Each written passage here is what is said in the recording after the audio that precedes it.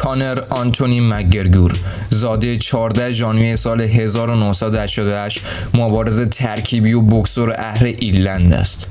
او اولین مبارزی است که همزمان در دو وزن مختلف مسابقات UFC به قهرمانی رسید و نیز یکی از بهترین مبارزان هنرهای رزمی ترکیبی در تمام ادوار به شمار می رود. مکگرگور مبارزات ترکیبی حرفه‌ای را از سال 2008 شروع کرد و در سال 2012 قهرمان دو وزن مختلف سازمان شد و مسابقات UFC راه یافت.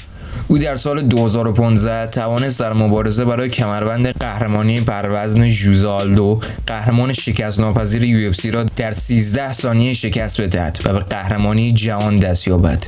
این رکورد مکگرگور سریعترین ناک اوت بر سر کمربند قهرمانی در تاریخ مسابقات UFC است. او در مبارزه بعدی خود در سال 2016 که برای کسب قهرمانی سبک وزن بود، ادی آلوارز آمریکایی را ناک اوت کرد و به کمربند قهرمانی این وزن نیز دست یافت. مبارزه او با حبیب نورمحمدوف پربیننده ترین مبارزه در تاریخ هنرهای رزمی ترکیبی بود که با برد حبیب همراه شد. کانر مکگرگور در سال 2013 وارد سازمان UFC شد. وی در حالی به UFC ورود پیدا کرد که دارنده عنوان قهرمانی در دو وزن همزمان بود و 8 مبارزه آخرش را هم به طور متوالی برده بود. وی در آوریل 2013 در اولین مسابقه رسمی خود در UFC حریف خود مارکوس پریماژ را با عملکردی جالب توجه در 1 دقیقه و 7 ثانیه ناک اوت کرد و جایزه ناک اوت شب را از سازمان UFC دریافت کرد. پس از بحث و جدل بسیار در مسابقه UFC 194 کانر مکگرگور و ژوزه آلدو مقابل یکدیگر قرار گرفتند که مکگرگور در 13 ثانیه او را ناک اوت کرد و آلدو پس از 10 سال پیروزی پیاپی سرانجام متحمل شکستی تحقیرآمیز شد.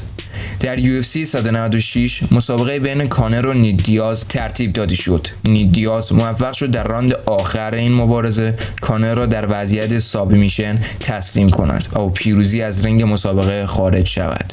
به این ترتیب اولین باخت مکگرگور پس از ورود به سازمان UFC رقم خورد.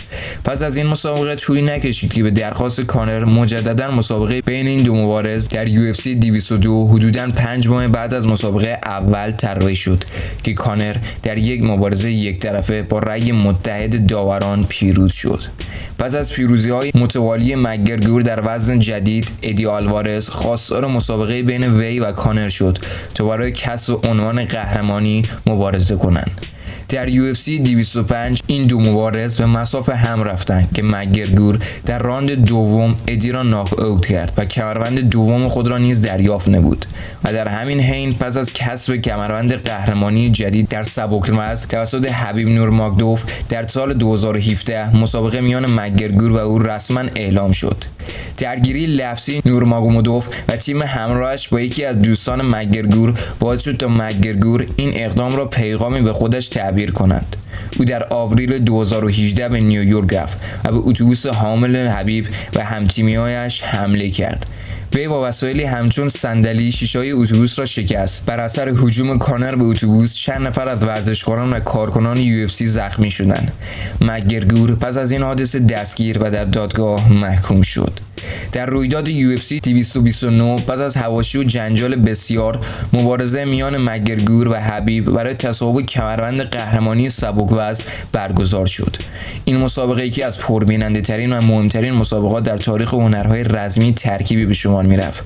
مکگرگور که با مدت 2 سال از مبارزات UFC دور بود سرانجام در راند 4 تسلیم شد و مسابقه را واگذار کرد. پس از اتمام مبارزه حبیب در اقدامی جنجال برانگیز از قفس مبارزه بیرون پرید و با مربی مکگرگور درگیر شد. در این هنگام چند نفر از اعضای تیم نورماگدوف نیز با مکگرگور درگیر شدند.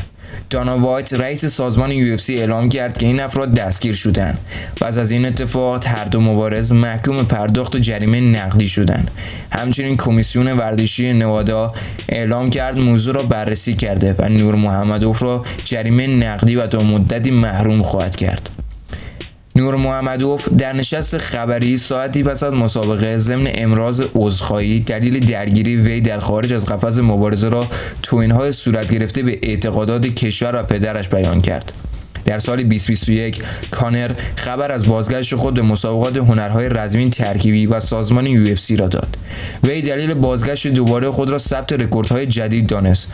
با برگزاری مبارزه دوباره بین او و داستین پرویر برخلاف احسان علاقه‌مندان به مبارزات رزمی ظاهر شد. کانر که خود را برای مبارزه دوباره با حبیب آماده می‌کرد، نتوانست رویای خود را به واقعیت تبدیل کند و سرانجام مقابل داستین در راند دوم ناک اوت شد. ماه اوت 2017 در یکی از جذابترین و پربیننده ترین رویدادهای ورزشی جهان، مسابقه بوکسی به درخواست مک‌گرگور میان او و فلوید مجسن سرشناس آمریکایی برگزار شد. پیش از مسابقه به دلیل اینکه مک‌گرگور بیشتر یک مبارز ترکیبی به شمار میرفت، از سوی منتقدان به عنوان بازنده قطعی در نظر گرفته میشد. سرانجام این مبارز ایرلندی توانست مسابقه را به راند دهم بکشاند. فلوید در 50مین پیروزی متوالیش موفق شد کانر مک‌گرگور، یکی از اسطوره‌های مبارزات هنرهای رزمی را در راند دهم ناک داون کند و جایگاه خود را به عنوان یکی از بهترین بوکسورهای تاریخ تثبیت کند. مک‌گرگور صاحب 3 فرزند شامل 2 پسر به نام های، ریان، کانور جونیور و یک دختر به نام کرویا است. پدر کانر مک‌گرگور، تونی مک‌گرگور، از پدری ایرلندی و مادری انگلیسی به دنیا آمد. وی 2 خواهر بزرگتر از خود به نام‌های ارین و اویلف دارد و از سال 2008 با شریک زندگیش دی داولین زندگی می‌کند. او یک مبارز چپ دست هجومی و استاد جنگ روانی قبل از مبارزه فیزیکی است که میگوید از محمد علی کلی الهام گرفته. سال 2016 در بازی ویدیویی ندای وظیفه جنگ‌های بی‌نهایت یک نقش به او اختصاص داده شد. او در سال 2015 حمایت خود را از تنوع رنگ پوست و اقلیت‌های جنسی در کشورش ایرلند ابراز کرد و گفت ما همه انسانیم با حقی مساوی. کانر در سال 2017 از سوی مجله تایمز به عنوان یکی از 100 فرد تاثیرگذار جهان انتخاب شد و در سال 2018 نیز از سوی مجله فوربس به عنوان 4مین ورزشکار پردرآمد جهان پس از فلوید، لیونل مسی و کریستیانو رونالدو معرفی شد. خب سلاطین، امیدوارم که از طول ویدیو لذت برده باشین. اگر از ویدیو خوشتون اومد ممنون میشم که ویدیو رو لایک کنید و اگه هر کامنتی، انتقادی و هر چیز دیگه داشتید حتما داخل کامنت ها برام بنویسید و بگید که دوست دارید زندگی نامه بعدی کی باشه.